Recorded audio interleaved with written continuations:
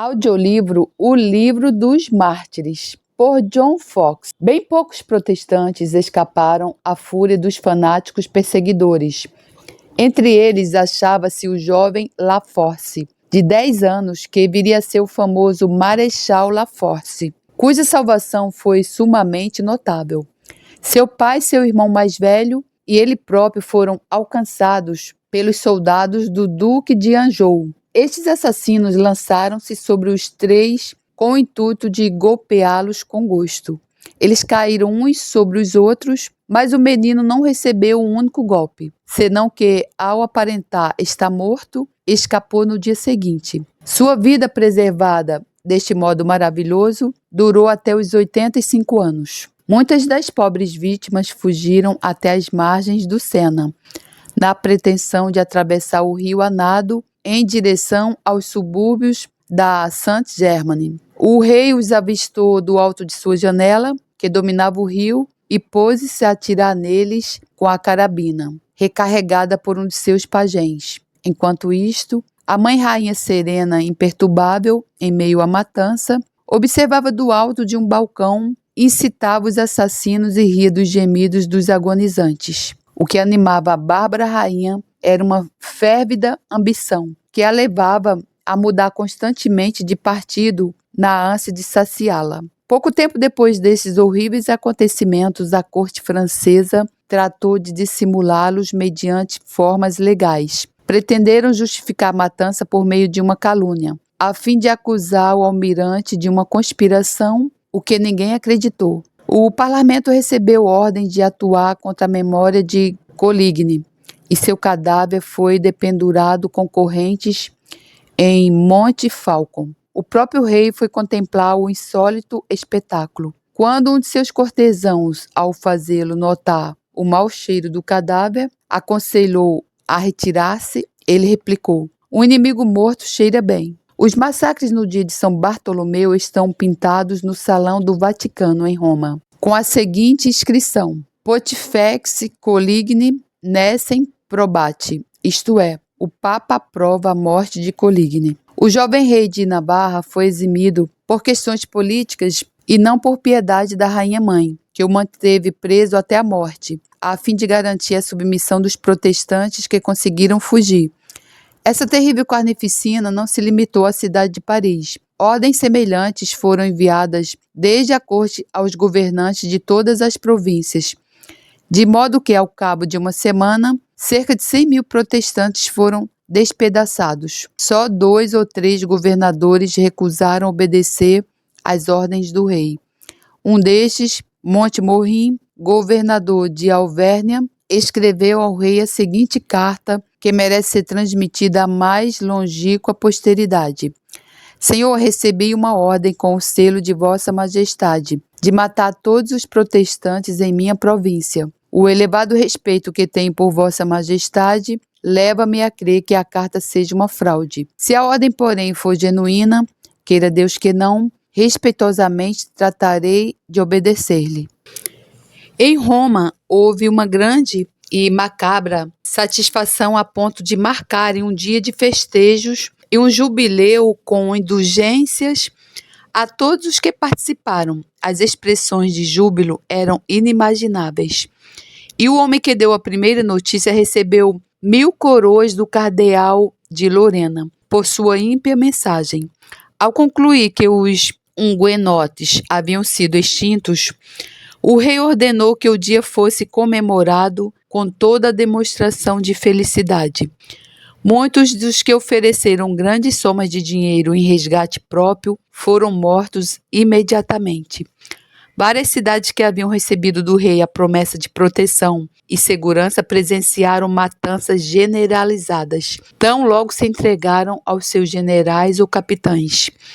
Em burdeões instigados por um malvado monge que estimulava a matança em seus sermões, papistas assassinaram cruelmente 264 pessoas, entre elas senadores.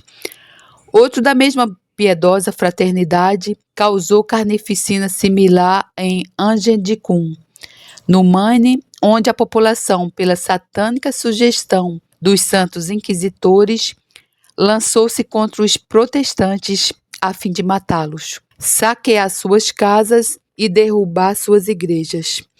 O duque de Guisa, ao entrar em Blois, permitiu que seus soldados saqueassem e matassem todos os protestantes que pudessem. Nisto não perdoaram idade ou sexo, violaram e assassinaram as mulheres. De lá dirigiu-se a Mary, onde cometeu as mesmas atrocidades durante muitos dias. Encontraram o ministro Casebónio e, após matá-lo, lançaram seu corpo ao rio. Em Anjou, mataram o ministro Albiacos. Muitas mulheres foram molestadas e assassinadas.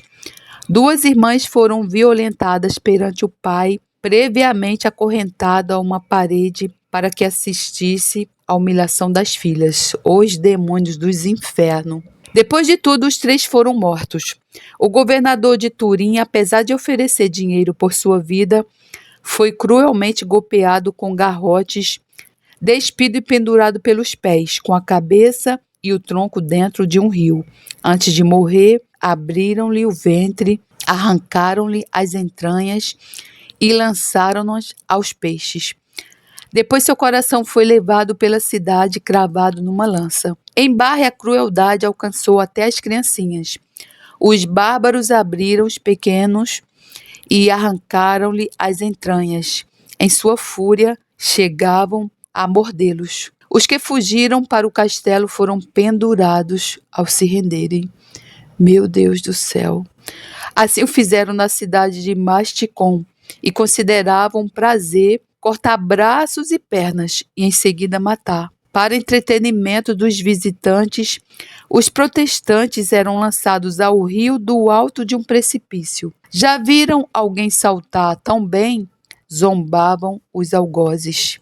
Miseráveis, dominados por Satanás. Apesar das promessas de segurança, 300 foram degolados em Pena e no domingo 45 em Albia. Em None, mesmo com a redição, em troca de segurança, houve um horrendo espetáculo. Pessoas de ambos os sexos e de todas as condições sociais foram assassinadas. Das ruas ressoavam os clamores de redor. O sangue corria. As casas eram incendiadas pelos soldados. Uma mulher bruscamente arrancada de seu refúgio com o marido foi violentada e depois forçada a segurar a espada, enquanto brutais soldados enterravam-na em seu marido. Em Saragobrade, após promessas de paz, 100 protestantes morreram. Em Antizidó, outros 100 foram mortos e muitos lançados ao rio. Uma centena encarcerada em Orleans foi morta pela multidão enfurecida. Aqueles dentre os protestantes de La Rochelle que puderam escapar e esconder-se milagrosamente da fúria do inferno, ao contemplar o mal sobrevir aos seus amigos que se submeteram aos papistas, mantiveram-se firmes por suas vidas. Outras cidades, alentadas por este gesto, imitaram-nos. O rei enviou contra La Rochelle quase todo o poder da França por 7 meses. Apesar de alcançarem pouca destruição, com seus assaltos mataram pela fome 18.000 dos 22.000 que lá viviam. Os mortos, numerosos demais para serem sepultados, serviram de pasto aos animais carnívoros e às aves de rapina. Muitos levavam seus próprios ataúdes ao pátio da igreja, jaziam neles e expiravam. Até carne humana, entranhas, esterco e as coisas mais imundas chegaram a ser finalmente o único alimento daqueles camponeses. Diante de cada ataque, os assaltantes encontravam uma reação tão impetuosa que 132 capitães, com um número proporcional de tropas, ficaram estendidos no campo. Finalmente, o lugar foi reedificado por petição do Duque d'Anjou, irmão do rei, proclamado rei da Polônia. Cansado, o rei consentiu facilmente. Por um ato notável da providência, apenas 2 ministros do Evangelho morreram em meio a esta terrível matança. Os trágicos sofrimentos dos protestantes são numerosos demais para serem detalhados. Contudo, o tratamento dispensado a Felipe de Deux dar-nos-á uma ideia do restante. Após assassinarem o mártir em sua cama, os desalmados foram à sua mulher, que, auxiliada por uma parteira, esperava dar luz a qualquer momento. A parteira rogou-lhes que detivessem suas intenções assassinas ao menos até que o bebê, seu 20º, nascesse. Em resposta ao seu pedido, a pobre mulher teve uma adaga enterrada no corpo, até o cabo. Ansiosa por dar à luz, a parturiense fugiu para um campo de trigo, mas foi perseguida, apunhalada na barriga e jogada na rua. Da queda, o bebê saiu-lhe do ventre. Um dos rufiões católicos agarrou o recém-nascido, apanhou-o e lançou-o às águas. Na revogação do Edito de Nantes, a Revolução Francesa, em 1789, as perseguições suscitadas pela revogação do Edito de Nantes tiveram lugar no reinado de Luís XIV. Este edito, promulgado por Henrique o Grande da França em 1598, assegurava aos protestantes igualdade de direitos em todos os aspectos civis ou religiosos. Todos esses privilégios haviam sido confirmados por Luís XIII em outro estatuto, o Edito de Nismes, que se manteve inviolável até o fim do seu reinado. Quando Luís XVIII assumiu o trono, o reino achava-se arruinado pelas guerras civis. Os protestantes, ao ignorarem a demonstração de Nosso Senhor, os que tomam a espada perecem, lutaram de forma tão ativa a favor do rei que este se viu forçado a reconhecer-se em dívida com eles, por haver sido estabelecido no trono. Ao invés de proteger e recompensar os que o ajudaram, pensou que o mesmo poder o qual o havia protegido poderia derrotá-lo. Ao dar ouvidos às maquinações papistas, começou a restringi-los. Isso marcou sua decisão final. La Rochelle foi alvo de incríveis denúncias. Montauban e Milão foram saqueadas pelos soldados. Papistas foram designados para presidir sobre protestantes e suas decisões não podiam ser contestadas. Este golpe à raiz de seus direitos civis e religiosos impedia-os, como protestantes, de levar católicos a juízo. Outro decreto declarava que todas as paróquias deveriam ser indagadas acerca de tudo o que os protestantes haviam dito ou feito nos últimos 20 anos. Isso em seus cárceres de vítimas inocentes, e condenou outros às galés ou ao desterro. Os protestantes foram expulsos de seus cargos, profissões e privilégios, e viram-se assim privados de ganhar o pão cotidiano. A decisão foi brutalmente levada à risca, de modo que as parteiras ficaram proibidas de trabalhar. Consequentemente, as mulheres em vias de dar à luz eram obrigadas a submeter-se aos seus inimigos, os brutais católicos. Seus filhos eram tomados para serem educados por católicos e aos 7 anos eram forçados a abraçar o papismo. Os reformadores foram proibidos de ajudar seus próprios enfermos e pobres.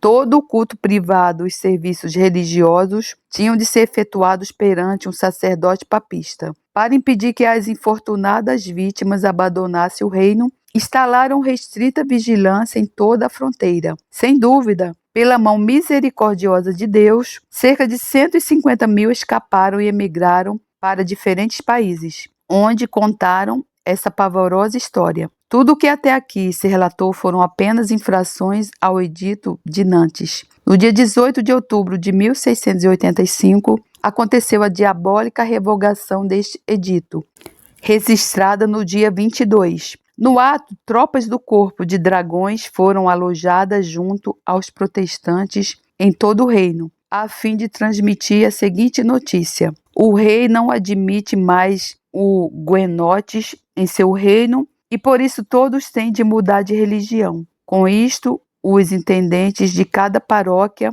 que não passavam de governadores e espias católicos infiltrados, reuniram a população reformada a fim de dizer-lhes que voltassem a ser católicos imediatamente, por bem ou por mal. Os protestantes afirmaram que estavam dispostos a sacrificar suas vidas e posses ao rei. Quanto às suas coincidências, porém, pertenciam a Deus e não podiam dispor delas da mesma maneira. As tropas apoderaram-se imediatamente dos portões e avenidas das cidades. Colocaram guardas em todas as passagens, adentraram-nas, espadas em punho, e pronunciavam o seguinte slogan: sejam católicos ou morram. Em suma, praticaram todas as atrocidades que puderam inventar para obrigá-los a mudar de religião. Penduravam homens e mulheres pelos cabelos ou pés sobre fogueiras e os deixavam defumar até quase a morte. Caso não se retratassem, eram novamente pendurados e barbarizados. Era o próprio demônio, essas pessoas. Não existe outra explicação. Era o próprio demônio encarnado. Cansado de tormentos, sem o alívio da morte, muitos cediam. A alguns arrancavam os cabelos e a barba com tenazes. A outros jogavam em grandes fogueiras, de onde eram retirados vivos, a fim de repetirem o ritual até obterem a promessa de retratação. Algumas pessoas eram despidas e, depois de insultadas da maneira mais infame, tinham o corpo cravejado de agulhas da cabeça aos pés e retaliado com cortes de canivete. Outras eram arrastadas pelo nariz, com tenazes em brasa, até prometerem uma retratação e negarem o nome do nosso Senhor Jesus Cristo. Muitos pais e esposas eram amarrados, enquanto suas filhas e esposas eram violentadas diante de seus olhos. Eram encarcerados em masmorras imundas, onde sofriam secretamente todo tipo de suplício. As mulheres e as crianças eram encerradas em monastérios. Os que conseguiam fugir eram perseguidos pelos bosques e caçados nos campos como feras. Nenhuma condição social ou qualidade pessoal serviu-lhes de defesa diante da ferocidade dos dragões infernais. Meu Deus! Até mesmo os membros do parlamento e os oficiais militares que serviam ao governo naquele momento receberam ordens de abandonar seus postos e dirigir-se às suas casas para sofrerem igual sorte. Os que se queixaram ao rei foram mandados à Bastilha, onde beberam o mesmo cálice. Os bispos, ou os bichos, porque isso não era um bispo, isso era bichos. Isso não pode ser chamado de bispo. Os bichos e intendentes marcharam à frente dos dragões. Dragões era Satanás, com uma turma de missionários, monges e outros clérigos, a fim de animar os soldados a executar uma ação tão grata à sua santa igreja e ao seu rei tirano. Ao se lavrar o edito que revogaria o de Nantes, o conselho achava-se dividido. Alguns quiseram deter e obrigar a abraçar o papado, não só os ministros, mas também os leigos. Outros preferiam expulsá-los, pois sua presença fortalecia os protestantes em sua perseverança. E se fossem obrigados a retratar-se, constituíam um grupo de inimigos secretos e poderosos no seio da igreja, por seu grande conhecimento e experiência em controvérsias. Ao prevalecer esta razão, foram sentenciados ao exílio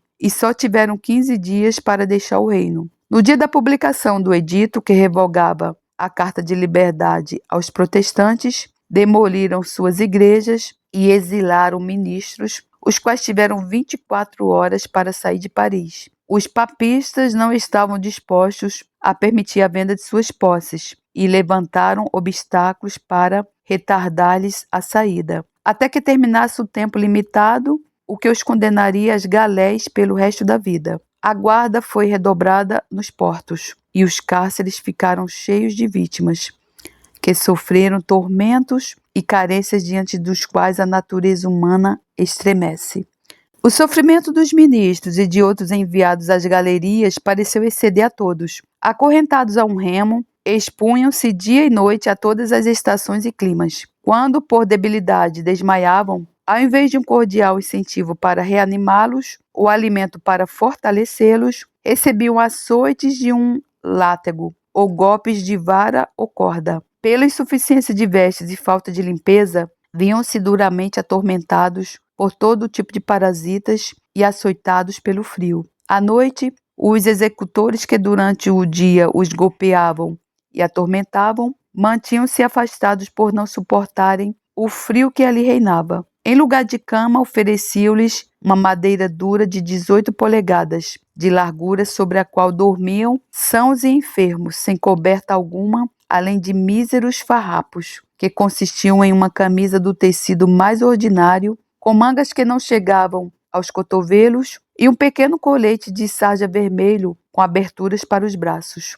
Uma vez a cada 3 anos recebia um grosseiro capote e um pequeno gorro para cobrir a cabeça, que era sempre raspada como marca de infâmia. Sua provisão de comida era tão mesquinha quanto aos sentimentos daqueles que os condenaram a tais misérias. O trato a que eram submetidos, se caíssem enfermos, é demasiado chocante para ser narrado. Eram destinados a morrer sobre o assoalho escuro de madeira, coberto de parasitas, sem a menor provisão para as suas necessidades fisiológicas. E não era menor o horror que padeciam ao lado dos mais endurecidos delinquentes e dos mais execráveis vilões, cujas línguas blasfemas nunca paravam, igual Satanás. Satanás, ele nos acusa perante Deus de dia e noite. Assim eram esses blasfemos. Se recusassem a ouvir a missa, eram condenados à salmoura, um terrível castigo que descreveremos a seguir. Portanto, irmão, você que está escutando aí a missa, assistindo a missa, o sangue desses inocentes clama justiça a Deus das suas mãos. Em sua preparação, tiravam as cadeias das vítimas que eram entregues aos turcos, os encarregados pelos remos. Eram então totalmente despidas e estendidas sobre um grande cano, de modo que não se podiam se mover. Nesse momento reinava em toda a galeria um silêncio sepulcral. O turco designado como carrasco e que considerava esse sacrifício aceitável ao seu profeta Maomé, açoitava com um duro garrote a mísera vítima, até que sua carne se abrisse até os ossos. Maomé é o diabo, é o profeta dos muçulmanos, é o próprio diabo, e ela quase expirasse. Logo aplicavam uma mistura atormentadora de sal e vinagre e a deixavam naquele intolerável hospital onde milhões expiraram sob suas crueldades. Miseráveis dos infernos, agora estão queimando, ardendo no lago de fogo de enxofre, dia e noite e dia, gritando, gritando, gritando, tudo o que fizeram. O martírio de João Calas. Deixamos de mencionar muitos outros martírios individuais para inserir o de João Calas, que aconteceu em época mais recente, 1761, e que é uma incontestável prova do fanatismo do papado, a fim de mostrarmos que nem a experiência nem a melhora podem desarrigar os inveterados prejuízos dos católicos romanos, nem fazê-los menos cruéis ou inexoráveis contra os protestantes. João Calas era um mercador da cidade de Toulouse, onde se estabelecera e vivia em boa reputação. Casado com uma inglesa de origem francesa, Calas e sua mulher eram protestantes e tinham 5 filhos instruídos na mesma religião. Porém, Luís, um deles, converteu-se ao catolicismo romano através de uma criada que vivera com a família durante 30 anos. Sem dúvida, o pai não expressou ressentimento algum nem má vontade para com ele. Ao contrário, manteve a criada e destinou uma anuidade para o filho. Em outubro de 1761, a família consistia de João Calas, sua esposa, uma criada, Marco Antônio Calas, que era o filho mais velho, e Pedro Calas, o caçula. Marco Antônio havia sido educado nas leis, mas não podia ser admitido à prática por ser protestante. Por isso, em depressão, leu todos os livros que pôde obter acerca do suicídio e parecia decidido a acabar com a própria vida. A isto se deve acrescentar que levava uma conduta desregrada. Era adepto do jogo e fazia tudo o que podia constituir o caráter de um libertino. Por essa razão, seu pai o repreendia com frequência, às vezes com severidade, o que aumentou de maneira considerável a depressão que parecia oprimi-lo. No dia 13 de outubro de 1761, o senhor Gobert Labaisse, um jovem cavalheiro de seus 19 anos, filho de Labaisse, célebre advogado de Toulouse, reuniu-se por volta das 5 da tarde com João Calas, o pai, e com o filho mais velho, Marco Antônio, que era seu amigo. Calas, o pai, convidou-o para jantar. E assim, família e convidados sentaram-se em um cômodo alto. Todo o grupo consistia em Calas, o patriarca, sua mulher, os 2 filhos, Antônio e Pedro Calas, e o convidado Lavaisse. E não havia mais alguém na casa, a não ser a empregada, já mencionada. Girava em torno das 7 horas. O jantar não fora longo, porém, antes que terminasse, Antônio deixou a mesa e foi até a cozinha, no mesmo piso, coisa que costumava fazer. A criada perguntou-lhe se sentia frio. Ele respondeu: pelo contrário, estou ardendo, e deixou-a. Enquanto isso, seu amigo e a família deixaram o recinto em que haviam jantado e passaram à sala de estar. O pai e Lavaisse sentaram-se juntos em um sofá. O filho mais novo, Pedro, em uma poltrona, e a mãe em outra poltrona. Sem preocupar-se com Antônio, continuaram no diálogo até às 10 horas, quando Lavaisse despediu-se e Pedro, que pegara no sono, foi acordado para acompanhá-lo com uma luz. No andar inferior da casa havia uma loja e um armazém, separados por 2 portas. Quando Pedro Calas e Lavaisse passavam por lá, ficaram horrorizados ao ver Antônio vestido só com a camisa, enforcado numa corda presa em uma barra que ele havia posto na parte superior das 2 portas, entreabertas com esse propósito. Ao descobrir esta horrenda cena, gritaram, o que fez descer Calas, o pai, e a mãe ficou sobressaltada de terror, trêmula no corredor do 2º piso. Ao descobrir o que acontecera, a criada permaneceu embaixo. Temia levar má notícia à ama, mesmo porque dedicava sua atenção ao amo, que, abraçado ao corpo do filho, banhava-se em lágrimas. A mãe então desceu e encontrou a cena que já descrevemos. Enquanto isso, Pedro foi enviado a procurar Lamoire, um cirurgião da vizinhança. Esse não estava em casa, porém seu aprendiz, o senhor Grosley, atendeu imediatamente. Ao examinar o corpo do rapaz, encontrou já sem vida. Por esse tempo já se havia aglomerado uma multidão de papistas ao redor da casa, e ao ouvirem que Antônio Calas morrera repentinamente e que o cirurgião diagnosticara estrangulamento, entenderam que havia sido assassinado.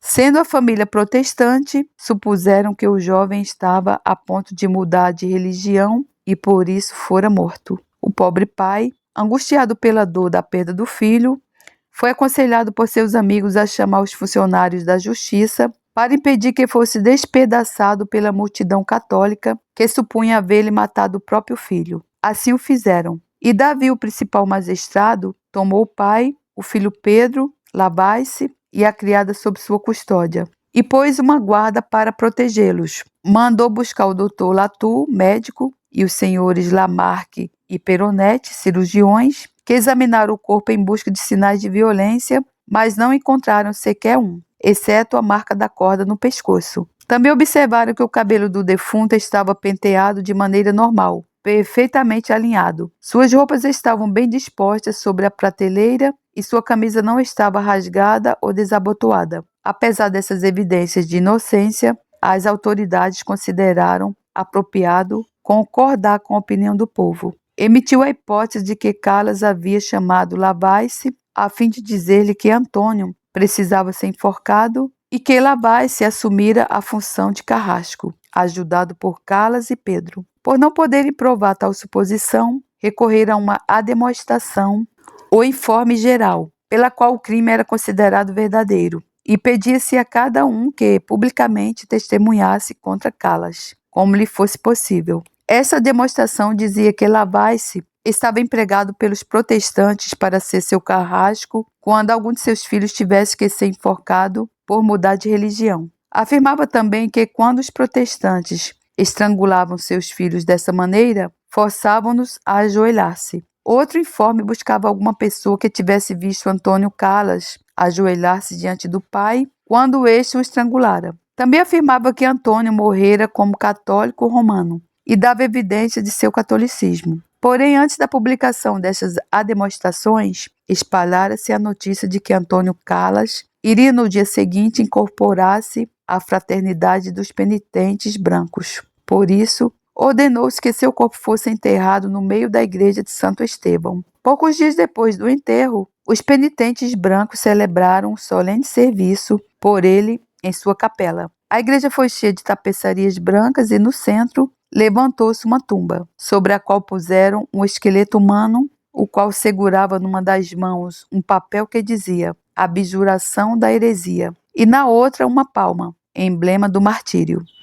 No dia seguinte, os franciscanos celebraram solenemente por ele um serviço religioso. A perseguição continuou com implacável dureza, e sem a menor prova, considerou-se oportuno sentenciar à tortura os desventurados pai, mãe, amigo e criada. No dia 18 de novembro, foram encarcerados. Contra esses terríveis procedimentos, a sofrida família apelou ao parlamento, que, ao analisar o assunto, anulou a sentença como irregular. Continuou, porém, a perseguição judicial, e quando o carrasco da cidade declarou ser impossível Antônio haver se enforcado a si mesmo daquela maneira, a maioria do parlamento foi da opinião de que os presos eram culpados e ordenou assim que fossem julgados pelo Tribunal Criminal de Toulouse. Considerou-os inocentes, porém, após longos debates, a maioria estava a favor da tortura e do suplício da roda. Ao pai, condenaram provavelmente na esperança de que na agonia confessasse o seu crime. Assim, o pobre Calas, um ancião de 68 anos, foi condenado sozinho ao terrível castigo. Sofreu a tortura com grande coragem e foi levado à execução com uma atitude que suscitou a admiração de todos os que viram, em particular dos dois dominicanos, padres Borges e Coldagues, que assistiram seus últimos momentos e declararam que não só o consideravam inocente da acusação de que era objeto, senão que também era um caso exemplar de verdadeira paciência, fortaleza e caridade cristãs. Ao presenciar o carrasco pronto para dar-lhe o último golpe, Calas declarou novamente ao padre Borges que era inocente. Contudo, ainda com as palavras na boca, o responsável dessa tragédia, que subira ao palanque meramente para satisfazer seu desejo de testemunhar o castigo e a morte, correu até ele e disse: Miserável, aí estão as brasas que vão reduzir seu corpo a cinzas. Diga a verdade. Calas não respondeu, apenas voltou a cabeça um pouco para o lado. Naquele momento, o carrasco executou sua função. Miserável era você, seu carrasco, que está ardendo no lago de fogo de enxofre.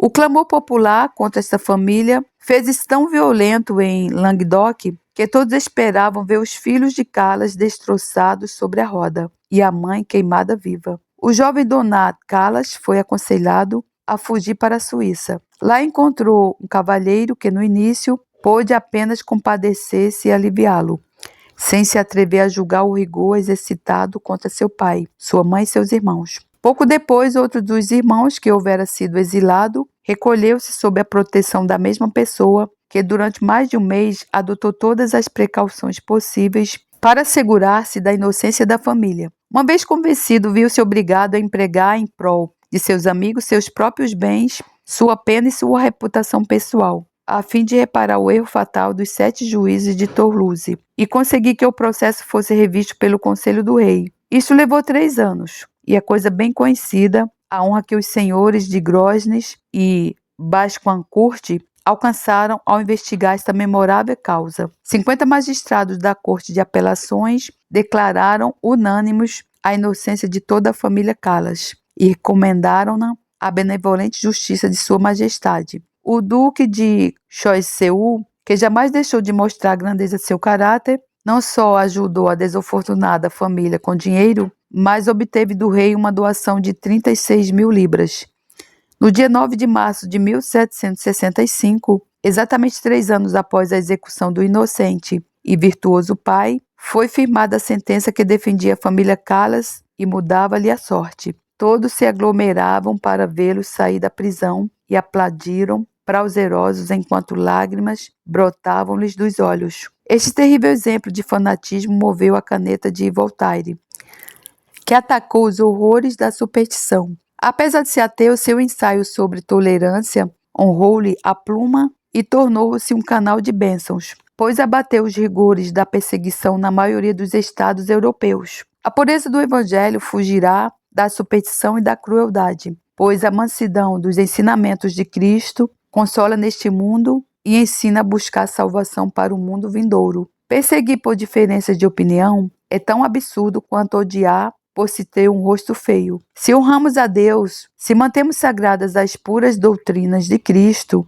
se depositamos plena confiança nas promessas contidas nas Sagradas Escrituras e obedecemos às leis políticas do Estado, temos direito inegável de proteção, ao invés de perseguição, e servimos ao céu, conforme guiam-nos as nossas consciências dirigidas pelas normas do Evangelho, tão somente pelas Sagradas Escrituras. Capítulo 5. A história da Inquisição. Quando a religião reformada começou a difundir a luz do Evangelho por toda a Europa, o Papa Inocente III temeu grandemente pela Igreja de Roma. Designou então diversos inquisitores ou pessoas que deveriam inquirir, prender e castigar os hereges, modo como os papistas chamavam os reformados. Como líder destes inquisitores estava Domingo, canonizado pelo Papa, para que a sua autoridade fosse mais respeitável. Domingo e os vários inquisitores excederam-se por diversos países católicos e trataram os protestantes com muita dureza.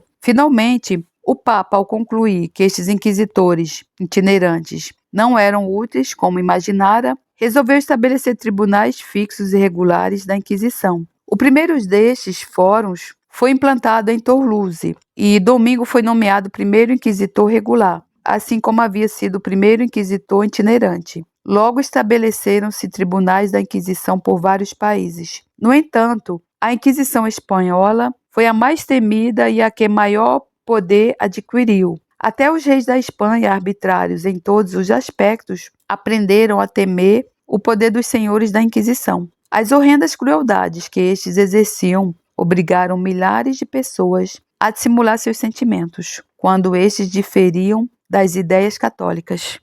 Em 1244, seu poder aumentou ainda mais, graças ao imperador Federico II, que se declarou amigo e protetor de todos os inquisitores e publicou estes editos cruéis. 1. Todos os hereges que persistirem em sua obstinação serão queimados. 2. Todos os hereges que se arrependerem serão encarcerados pelo resto da vida. O zelo do imperador a favor dos inquisitores católicos surgiu devido à notícia propagada por toda a Europa de que ele tinha a intenção de renunciar ao cristianismo e tornar-se muçulmano. Por isso, o imperador tentou, através do fanatismo extremado, contradizer o boato e mostrar, mediante a crueldade, sua adesão ao papado. São estes os oficiais da Inquisição: 3 inquisitores ou juízes, um fiscal, 2 secretários, um magistrado, um mensageiro, um receptor, um carcereiro, um agente de posses confiscadas, vários assessores, conselheiros, carrascos, médicos, cirurgiões, porteiros, familiares e visitantes sob juramento de guardar segredo. A principal acusação contra os que se acham sujeitos a esse tribunal é a heresia, composta de tudo que se fala ou escreve contra os artigos do credo ou tradições da Igreja de Roma. A Inquisição investiga qualquer um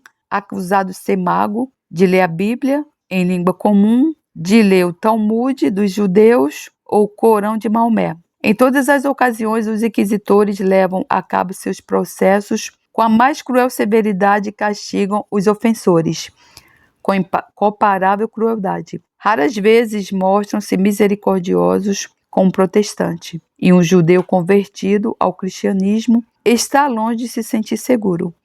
Na Inquisição, uma defesa vale bem pouco para um preso, pois uma mera suspeita é considerada suficiente para a condenação. E quanto maior a riqueza, maior o perigo. Grande parte das crueldades dos inquisitores deve-se à sua ambição. Destroem vidas para possuir riquezas e, sob o pretexto de zelo religioso, saqueiam as pessoas a quem odeiam. Um preso da Inquisição nunca pode ver o rosto de seu acusador, nem dos que testemunham contra ele. Todas as ameaças e torturas são empregadas para obrigá-lo a acusar a si mesmo, a fim de corroborar assim suas evidências. Proclama-se vingança contra todo aquele que coloca em dúvida a jurisdição da Inquisição ou que resiste a algum de seus oficiais. Todos os que se lhe opõem sofrem duramente por tal imprudência. A máxima da Inquisição é infundir terror e pavor nos que estão sob seu poder, a fim de levá-los a obedecer. alta classe, linhagem, cargos ilustres não constituem proteção frente a seus rigores. Os mais humildes oficiais da Inquisição podem fazer tremer os mais altos dignatários. Quando condenado, o acusado é duramente açoitado, violentamente torturado, enviado às galerias ou condenado à morte. E, em todo caso, confiscam-lhe os bens. Depois do juízo, uma procissão dirige-se ao lugar da execução, cerimônia intitulada Auto da Fé, ou Auto de Fé. Registro aqui um relato de um auto da fé ocorrido em Madrid, no dia 30 de maio de 1682. Os oficiais da Inquisição, acompanhados por trombetas, tambores e suas bandeiras, desfilaram a cavalo até a Praça Maior, onde proclamaram para 30 de junho a execução da sentença contra os prisioneiros. Destes seriam queimados 20 homens e mulheres e um muçulmano renegado, 50 judeus, homens e mulheres, que nunca haviam sido encarcerados, arrependidos de seus crimes.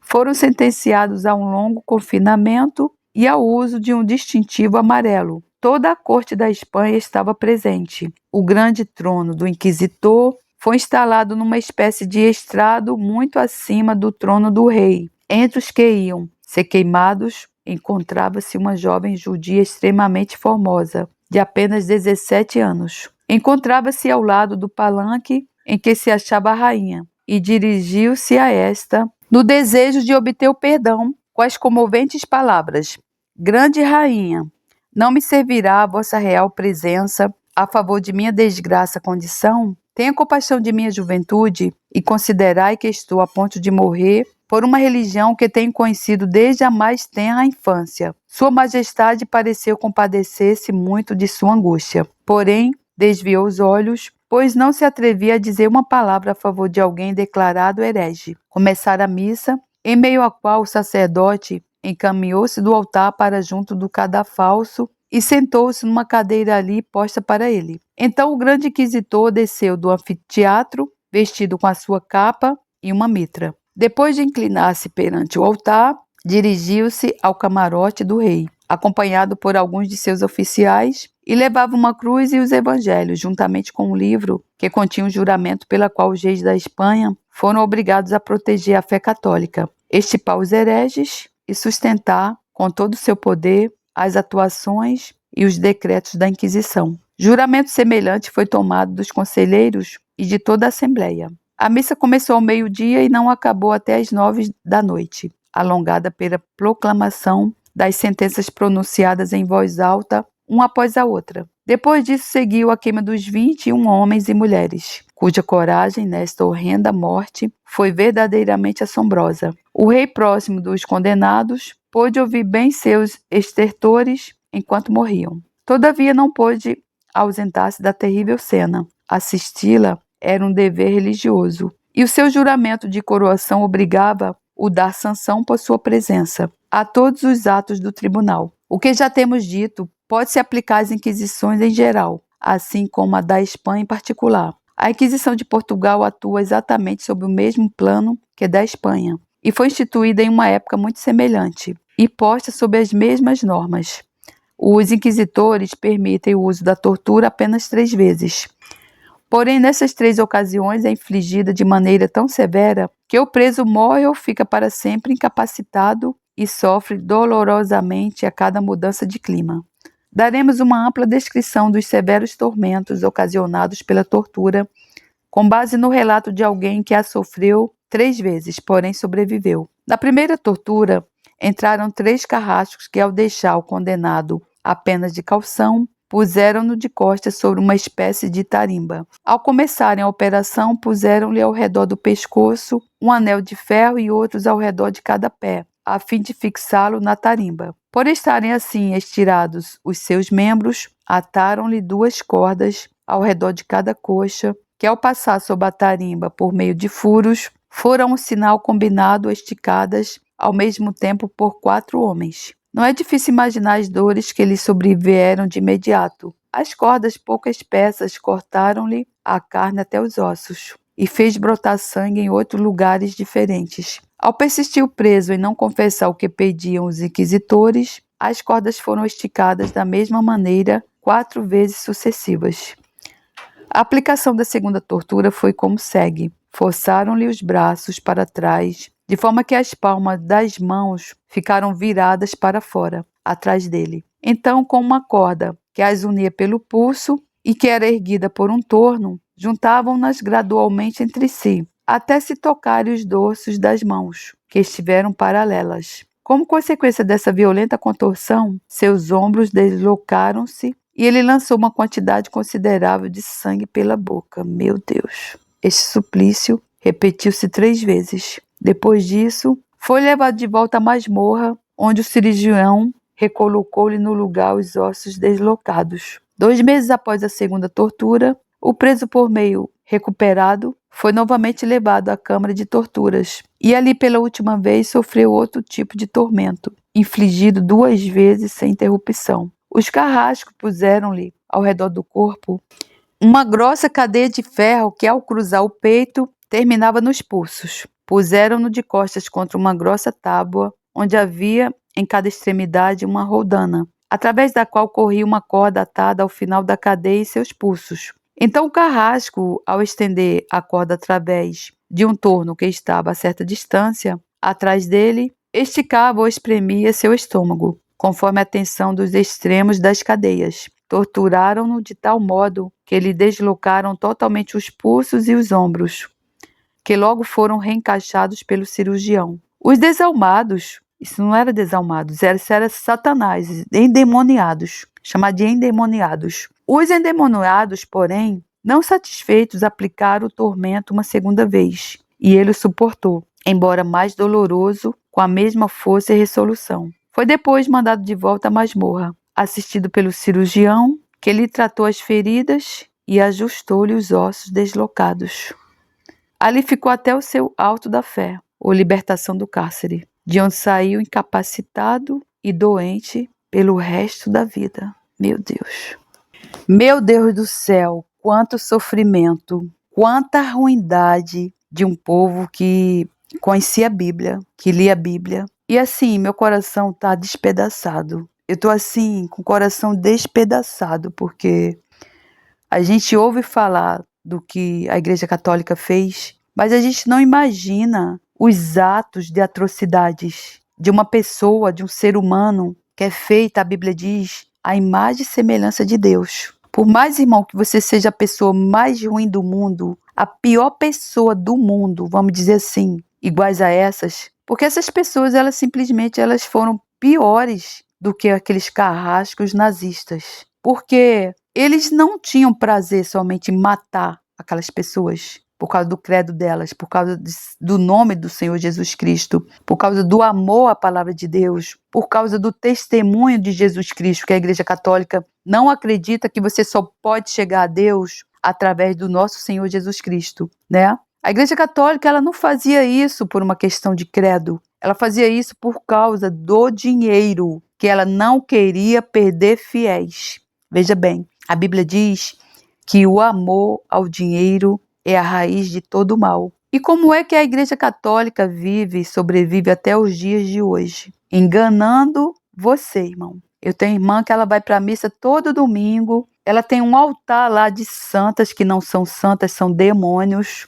Deus abomina a idolatria. Por causa da idolatria, Deus destruiu o seu próprio povo de Israel várias vezes, castigou o seu próprio povo. Destruiu não, né? Porque o povo está aí, continua hoje. Agora, irmão, você pensa bem. Se Deus castigou severamente, irado, o seu próprio povo escolhido, que o seu próprio povo escolhido sempre foi e sempre será, os judeus. Imagina, irmão, o que Deus vai fazer com você, com nós, se nós continuarmos no engano. Se Ele deu a sua palavra, irmão, para nós não continuarmos no engano. A gente continua no engano, por quê? Porque a gente não lê a Bíblia. Porque o que está escrito na palavra de Deus? Conheceis a verdade e a verdade vos libertará. O meu povo perece porque lhe falta conhecimento. Não acreditam no que eu estou falando. Procure esse versículo na Bíblia. Jogue lá no Google e veja. Ela está falando a verdade? Procure lá. E Deus também diz assim, se meu povo, que chama pelo meu nome, se humilhasse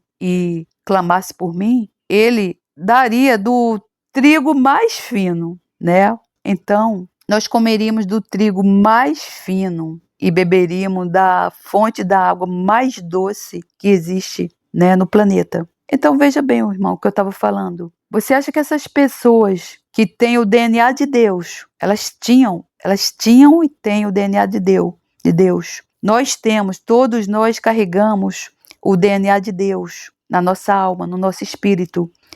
Elas fizeram isso, irmão. Tudo esses requintes de crueldade, irmão, só tem uma explicação. Elas estavam possuídas. Ou se não estavam possuídas, Satanás tinha tomado conta da mente delas. Porque hoje em dia é como Satanás age. Ele age na mente das pessoas, né? Eles são as fortalezas da mente, constituídas por Satanás. Satanás e seus demônios, na verdade, a maior guerra que nós travamos no mundo espiritual é contra a nossa mente. Veja uma pessoa que ela não consegue, como a minha irmã, ela tem um altar de demônios lá levantado na casa dela, ela não consegue entrar na mente dela que Deus abomina a idolatria. Deus abomina idolatrar a imagem. Veja que o povo de Israel, até um bezerro de ouro, eles construíram para adorar. Deus abomina idolatria. E você, por mais que você fale para uma pessoa católica que Deus abomina a idolatria, que ela está sendo enganada pelos padres, que os padres eles estão debaixo de maldição, que as pessoas que estão no catolicismo elas não vão herdar o reino de Deus, porque elas não acreditam na cruz, elas não acreditam no que a Bíblia diz, que você só pode chegar a Deus através do seu Filho Jesus Cristo, se você for justificado através do sangue de Jesus Cristo. Crê no Senhor, se você crê no Senhor Jesus Cristo, será salvo tu e a tua casa, é como diz a Bíblia. Ninguém chegará ao Pai, que é Deus, se não for através do seu Filho. E tudo que a igreja faz, católica, até os dias de hoje, de manter essas pessoas todas no engano, é meramente por questões de dinheiro. Você vê lá Roma, o Vaticano, é uma cidade, aqueles homens lá traz vestido de branco com um negócio vermelho naquela batina deles lá, todos bem vestidos, vivem lá no luxo. Aquele pedaço de pano que eles jogam assim em cima da batina deles, sabe o que é? O sangue desses inocentes. Vão pagar pelo sangue desses inocentes, como está na Bíblia. E você, irmão, que está aí no catolicismo, rezando missa, participando daquela encenação, dessa mentira, desse engano, idolatrando imagens, você, irmão, também vai responder pelo sangue desses mártires, porque é como diz a Bíblia, como está na Bíblia. Leia lá em Apocalipse. No outro vídeo, eu deixei os versículos do Apocalipse, onde fala sobre a grande Babilônia, sobre a prostituta. A prostituta, ela vive de quê? Ela vive de dinheiro. Qual é o objeto maior de uma prostituta? Dinheiro. Assim é o objeto maior da Igreja Católica, te manter na ignorância, te levar para o inferno e ainda tu vai pagar por isso, porque ela pega o teu dinheiro. E mesmo assim, são as igrejas ditas evangélicas, falsas igrejas, que estão enganando as ovelhas do Senhor, as sinagogas de Satanás, que estão fazendo a obra visando o lucro e juntar tesouros aqui na terra, onde a traça vai roer, e o ferrugem vai consumir, ou correr, e você, irmão, está caminhando para o inferno e ainda pagando, irmão, por isso. Irmão, pelo amor de Deus, em nome do Senhor Jesus, leia a palavra de Deus, irmão. Não fique na ignorância, irmão. A palavra de Deus, irmão, ela é simples, ela é direta. Quando você começar a ler, você vai sentir o sono, você vai sentir desmotivado, assim era eu. Mas isso é coisa do maligno, irmão, para você não ler a palavra de Deus, irmão, porque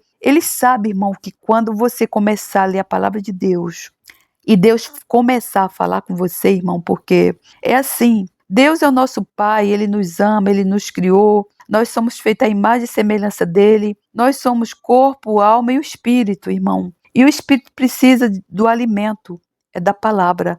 O espírito precisa do pão, o espírito precisa da água. Quando nós lemos a Bíblia, que é a palavra de Deus, Ele fala conosco. E depois nós oramos e falamos com Deus. é um diálogo, irmão, não é um monólogo. Se você não lê a Bíblia, irmão, se você não lê a palavra de Deus, Deus não vai falar com você. E você vai orar ou vai rezar, como quando a gente está no mundo, a gente fala isso, em rezar. Você está ali, irmão, no monólogo. Deus não te escuta, irmão. Deus só te escuta, irmão, depois que ele fala com você, através da palavra dele. E você precisa, irmão, ter em mente que se você não lê a palavra de Deus, não haverá, irmão, mudança na sua vida. Porque é a palavra que transforma.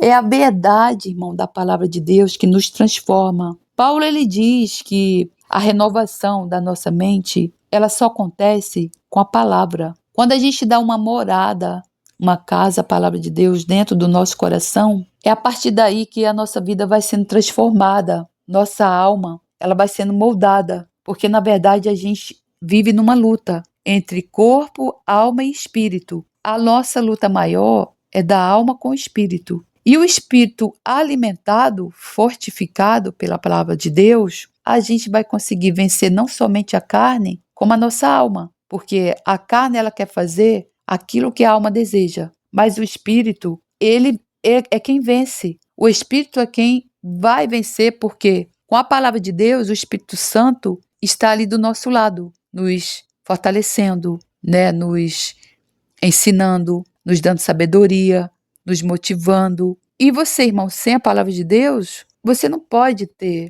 uma comunhão com o Espírito Santo de Deus, porque é Ele quem vai nos ajudar nos mínimos detalhes. Ele é o nosso pastor, líder. Não é o pastor da igreja. O pastor da igreja, ele é o líder ali naquele momento que você está ali, se ele realmente for um homem de Deus. Porque, irmão, se ele não for um homem de Deus verdadeiro, se ele estiver fazendo a obra de Deus, irmão, para angariar dinheiro, irmão, você está debaixo de uma maldição. A maldição que vier para a vida daquele homem, quando ele faz assim com as mãos, assim, ó, e você está ali no púlpito, aquela maldição que está sobre a sua vida, Deus está mandando para a tua vida também. Então, irmão, eu te dou um conselho, irmão, do fundo do meu coração. Sai dessas Babilônias. Sai, irmão, da mão dessas prostitutas, irmão.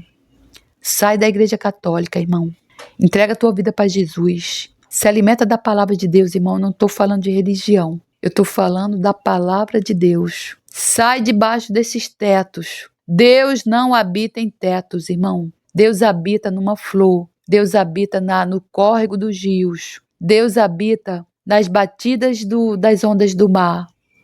Deus habita nos dos cântaros dos pássaros. Deus habita no voo das borboletas. Deus habita nas constelações, nas estrelas. Deus habita numa nuvem carregada de chuva para regar a terra e nos dar o pão. Deus habita no sol para nos aquecer, para fazer florescer. Deus habita, irmão, numa criança. Deus habita no sorriso de uma pessoa idosa. Deus habita num estender da mão de uma pessoa oprimida no meio da rua te pedindo uma comida. Deus habita numa pessoa que está lá encarcerada, porque a palavra de Deus diz: estive preso e não me visitastes. Deus habita numa pessoa que está lá no leito de um hospital, porque a palavra de Deus também diz que eu estive doente e não me visitastes. É onde Deus habita, irmão. Deus não habita em templos, nessas sinagogas, irmão. Portanto, irmão, arrependa-se, irmão, dos seus pecados, principalmente desses da idolatria ensinados pelo catolicismo, pela Igreja Católica.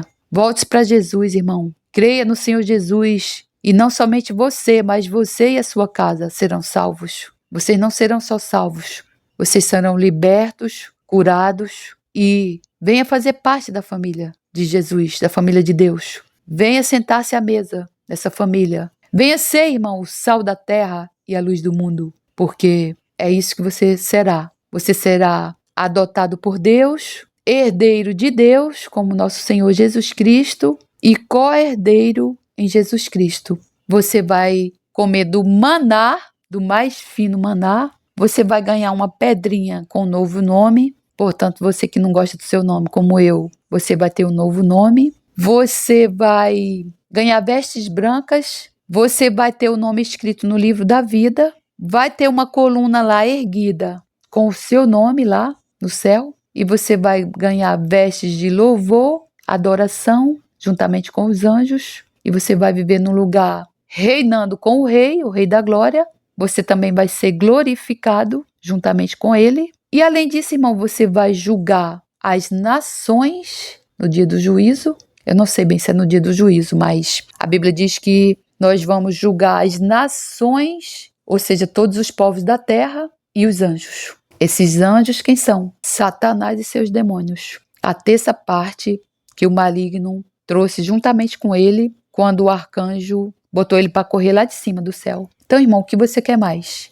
Você tem um Deus que perdoa teus pecados, joga teus pecados mais cabeludo do pecado debaixo do oceano, nem lembra mais. Você tem um Deus que é o Criador do mundo, que é o Pai do Rei da Glória, do nosso Senhor Jesus Cristo, que destronou na cruz Satanás e seus demônios, que nos salvou, nos purificou com seu sangue, que deu seu sangue imaculado por nós, pelo qual todos esses cristãos morreram por amor à sua palavra e pelo testemunho do que Jesus fez na cruz, pelo qual todos esses cristãos aqui, milhares e milhares, deram a própria vida, sofreram as mais terríveis atrocidades e foram poucos que negaram a sua fé. E você, irmão? Você vai continuar, irmão, na mão do maligno? Você vai continuar nesse mundo sendo enganado? Nesse mundo que jaz do maligno? Que ele veio para matar, roubar e destruir. É uma escolha, irmão. É uma escolha. Jesus, ele não obriga a ninguém. Ele diz, vinde a mim os que estáis cansados e oprimidos, e eu vos aliviarei. Ele diz, eis que estou à porta e bato. Se alguém abrir essa porta, eu vou entrar e cearei com ele. Mas ele não te obriga. Quem nos obriga, irmão, é Satanás. Quem nos mantém no cativeiro, na escravidão, é Satanás.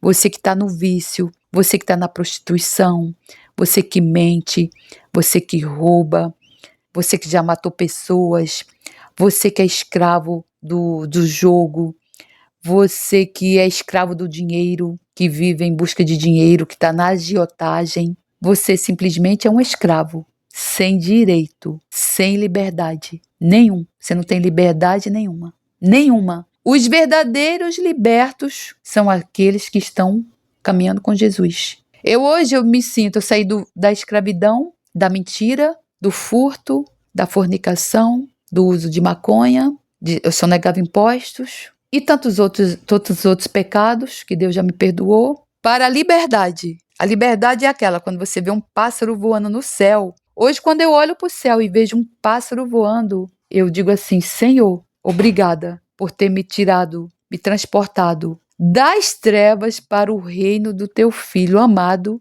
e hoje eu sou um passarinho que voa. É assim, irmão, que você também vai ser. Você vai deixar de ser um escravo, sair da escravidão, do pecado, e você vai passar a ser como um pássaro que voa. Os seus sonhos não serão mais seus, porque a Bíblia diz, a palavra de Deus diz que os sonhos de Deus são melhores do que os nossos. Meus sonhos não são mais meus, os meus sonhos são de Deus. E você vive cada dia esperando que esse sonho se realize sem ansiedade, sem angústia, com uma paz que excede todo o entendimento. Você não sabe de onde vem essa paz. É assim, irmão, a vida com Deus. Sem o pecado, pisando na cabeça do maligno, pisando na cabeça de Satanás, porque nós temos poder para isso. Você, irmão, quando você está no pecado, Satanás pisa na tua cabeça, pisa no teu pescoço, puxa no teu cabelo, puxa a coleira para baixo e para cima, te faz de gato e sapato, irmão.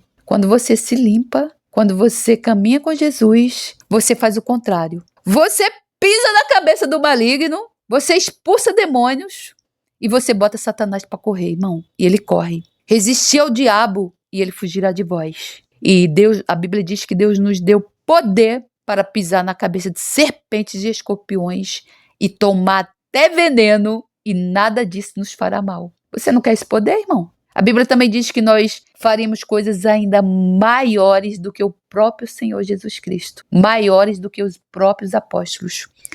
Eu vi um testemunho de um homem de Deus, um verdadeiro homem de Deus, que ele ressuscitou mais de 20 pessoas. Ele era um inglês da Inglaterra. Deus no passado levantou grandes homens da Inglaterra. Hoje a Inglaterra está lá padecendo debaixo da mão do maligno. mas Deus tem o controle de todas as coisas. Irmão, você precisa saber que a providência divina, ela está presente no copo de água que você tomou hoje. Portanto, irmão, venha, irmão, viver debaixo dessa providência e perceba, irmão, o que é verdadeiramente você ser um servo de Deus. Você servir a um rei perante o qual toda a criação glorifica. E nós humanos nos rebelamos. Toda a criação glorifica a Deus e os humanos se rebelam contra Deus, blasfemam contra Deus, pecam contra Deus, mesmo Ele tendo deixado o que há de mais sagrado no mundo, a sua palavra e seu ensino. Portanto, irmão, medita nesse ensino e que as misericórdias de Deus venham sobre a nossa vida, porque é a causa de não sermos consumidos todos os dias. Amém. Graças a Deus, que Deus lhe dê sabedoria e abençoe a sua vida. Em nome do Senhor Jesus. Amém.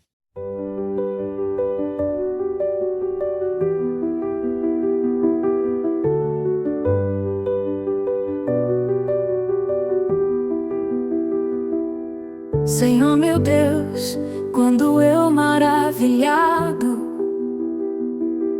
contemplo a tua imensa criação,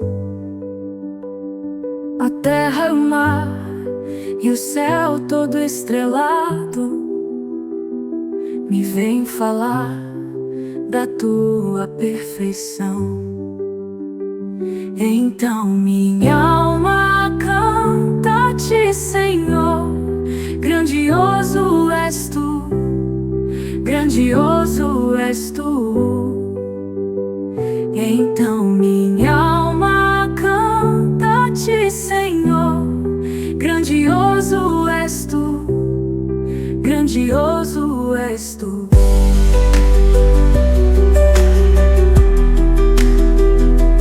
Quando as estrelas tão de mim distantes, vejo a brilhar com vívido esplendor, relembro a Deus as glórias cintilantes que meu Jesus deixou por meu amor. Então minha alma canta-te, Senhor, grandioso és tu, grandioso és tu. Então minha alma canta-te, Senhor, grandioso és tu, grandioso és tu.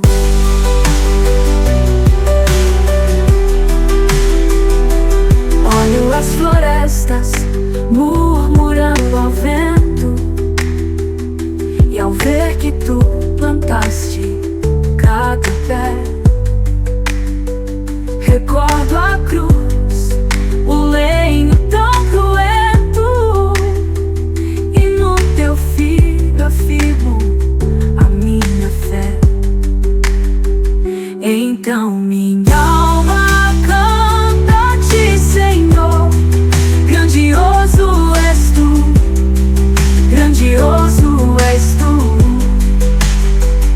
Então minha alma canta-te, Senhor, grandioso és tu, grandioso és tu.